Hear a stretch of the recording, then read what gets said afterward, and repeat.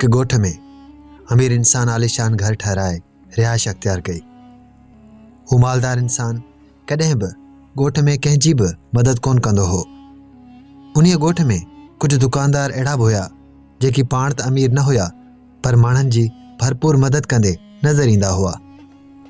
हिकु कासाई हुयो जेको अक्सर ग़रीबनि खे मुफ़्त में तमामु बहितरीन गोश्त ॾींदो हो। हिकु राशन वारो हुयो जेको हर महीने कुछ ग़रीबनि खे मुफ़्त में राशन ॾींदो हो। हिकु खीर वारो हुयो जेको ॿारनि वारनि मिस्कीननि घराणनि में मुफ़्त खीर ॾींदो हो। ॻोठ वारा उन मालदार खे तमामु घणो ग़लति ॻाल्हाईंदा हुआ। ॾिसो, एतिरी मिल्कियत हुजण बावजूद कॾहिं कंहिंजी मदद नाहे कंदो ऐं हीअ दुकानदार पाण सॼो ॾींहुं महिनत था कनि पोइ बि ग़रीबनि जो ख़्यालु रखनि था। कुझु अरसो अहिड़ी तरह सां गुज़रियो ऐं सभिनी ॻोठ वारनि उन मालदार सां सभु नाता ऐं रिश्ता ख़तमु करे छॾिया।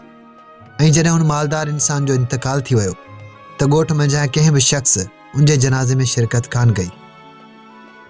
मालदार जी वफ़ात खां पोइ ईंदड़ ॾींहुं जॾहिं हिकु ग़रीब गोश्त वारे खां मुफ़्त गोश्त घुरियो त उन कासाई उनखे तड़ाए कढियो त छाजो मुफ़्त गोश्त। खीर वारे मुफ़्त खीर ॾियण खां इनकार कयो, राशन वारे मुफ़्त राशन ॾियण खां इनकार कयो। उन्हनि सभिनी जो हिकु ई जवाबु हुयो त हाणे अॻिते अव्हांखे हितां का बि शइ मुफ़्त में न मिलंदी, छोजो जेको अव्हां जे खातनि जी अदायगी कंदो हुयो उहो काल्ह हिन दुनिया मां मोकिलाए वियो आहे। दोस्तो, कॾहिं बि कंहिंजे बारे में ख़ुदि फ़ैसिलो न कंदा कयो, छोजो तव्हां नथा ॼाणो त कंहिंजो बातिन केतिरो पाकीज़ा आहे।